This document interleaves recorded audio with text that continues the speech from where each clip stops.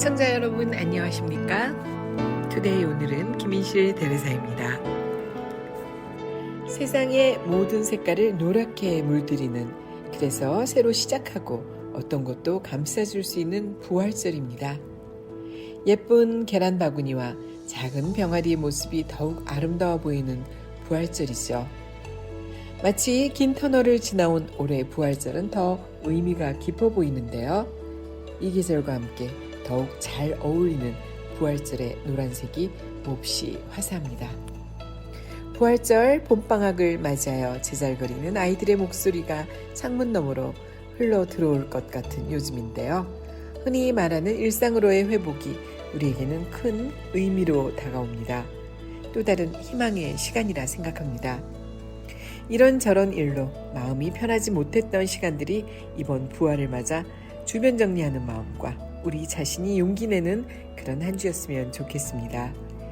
주님의 사랑이 지금 우리가 느끼는 편안함처럼, 그리고 은은한 꽃향기처럼 세상과 우리 마음속에 많이 퍼져나갔으면 하는 바람으로 의미 있는 부활을 함께 나누는 여기는 김인실 대리사의 투데이 오늘은입니다. 오늘 함께 하실 글은요, 무지개 원리의 차동엽 신부님의 글 준비했습니다. 같은 말을 2만 번 이상 반복하면 그것은 현실이 된다.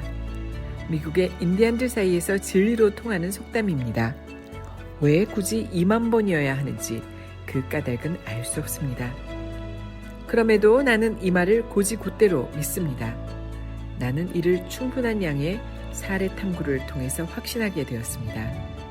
책을 통해서, 직접 간접으로 들어서 거의 100% 개연성을 인정하게 되었습니다.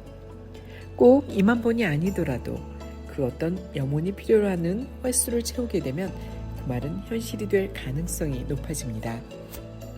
2차 세계대전이 끝난 후 당시 소련이 루마니아에 사는 독일인을 강제 징집할 때 17살의 독일 소년 레오는 가족들의 대표로 수용소에 이송이 되었습니다.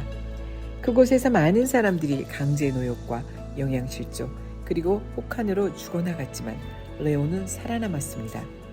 그가 극한의 상황에서 생존할 수 있었던 것은 할머니의 한마디 말 때문이었다고 합니다. 너는 꼭 돌아올 거야. 이 이야기는 2009년 노벨문학상 수상자인 헤르타 밀러의 소설 순근해의 내용입니다. 작가는 이 이야기를 루마니아에서 망명한 독일계 시인이자 실제 우크라이나 수용소에서 5년을 보냈던 오스카 파스티오르의 구술을 바탕으로 쓴 것이라고 밝혔습니다. 할머니가 확신으로 던진 희망의 말, 그것이 손자를 죽음의 질곡에서 구출해냈습니다. 할머니의 이 말은 손자의 뇌리 속에서 힘들 때마다 반복해서 들려오는 메아리가 되어주었으니 방금 언급된 누적의 법칙이 효력을 발휘할 수밖에 없었습니다. 희망은 정말로 말하는 대로 이루어집니다. 내가 희망을 품고 희망을 그리고 희망을 말하면 희망은 이루어집니다.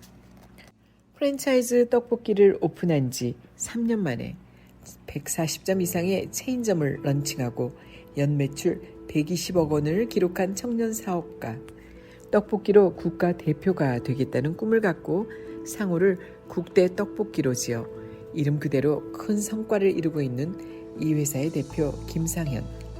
그가 꿈을 이룰 수 있었던 비결은 무엇이었을까요? 저는 컴퓨터 모니터에 꿈은 날짜와 함께 적어놓으면 그것은 목표가 되고 라는 문구를 적어놓고 매일 봅니다. 과연 그는 자신이 예고한 대로 국가대표 떡볶이 사장으로 우뚝 섰습니다. 글이건 말이건 매일 반복해서 누적시키다 보면 반드시 이루어진다는 진리의 산 증인이 된 것, 그는 고백합니다. 믿으면 이루어진다는 가장 뻔하지만 기본적인 진리를 굳게 믿으십시오. 꿈이 이루어진다고 믿는 이들의 꿈은 반드시 이루어집니다. 내가 지금 당장 가진 것이 무엇이고 어디에 살고 나의 처지가 어떤지는 그렇게 중요하지 않습니다. 다만 믿느냐 믿지 않느냐가 중요합니다. 말이 씨가 된다는 옛말은 틀리지 않습니다. 말하는 대로 이루어진다는 진리는 어디에서든 통합니다. 꿈을 향해서라면 바보가 되십시오. 미친놈 소리를 들을 정도로 꿈을 향해 달려나가고 되새기기 바랍니다. 한번 꿈을 품었으면 미친놈 소리를 들을 정도로 여기저기 떠벌리고 다니는 것도 좋은 일입니다. 혼잣말도 좋고 공개 발언도 좋습니다. 마침내 요구되는 누적량이 채워지는 날, 그날이 바로 우리의 날이 될 것입니다. 나 역시 희망의 말 덕을 톡톡히 보았습니다. 군대 훈련 시절 동초를 서다가 시간이 무료해서 옆에 동료와 담소를 나눴습니다. 너는 제대해서 무엇을 하고 싶니? 그 친구가 뭐라고 말했는지는 기억이 잘 나지 않지만 그가 되물었던 것만은 확실합니다. 너는? 나? 나는 당장은 힘들겠지만 나중에 연구소 하나 세워서 운영하고 싶어. 그리고 그 성과를 토대로 작가 활동을 하고 싶어. 실토하건대 준비된 대답이 아니었습니다. 갑자기 날아온 질문에 임기응변으로 뱉은 대답이었습니다. 모르긴 몰라도 무의식 중에 자라나고 있던 꿈의 씨앗이었음은 부인할 수 없는 사실입니다. 그런데 이 말이 그대로 현실이 되었으니 얼마나 놀라운 일입니까? 지금 사람들이 나를 소개할 때 꼭 포함되는 말이 연구소 소장과 베스트셀러 작가니 말입니다. 미리 선포한 말이 그대로 이루어진 사례는 나에게 거의 다반사입니다. 무지개 원리가 아직 무명이었을 때 나는 이 책은 세계 여러 나라 언어로 번역될 것이다 라고 뜬금없는 이야기를 하고 다녔습니다. 아직 번역이 시작도 안 되고 아무도 번역하겠다고 나서지도 않았을 때부터 계속 떠들고 다녔더니 결국 6개국어로 번역이 되었습니다. 이런 경험에서 나는 하나의 결론을 얻었습니다. 그것을 나는 좀 과장하여 이렇게 전합니다. 희망의 뻥쟁이가 되어라. 꿈의 허풍을 떨어라. 꿈을 떠벌리고 다녀라. 언젠가는 스스로 놀라는 일이 생길 것이다. 시험을 치르는 수험생들에게는 시험이 끝날 날까지 마음을 안정시켜 줄 수 있는 특별한 주문이랄까, 그 비슷한 무엇인가가 필요하겠죠.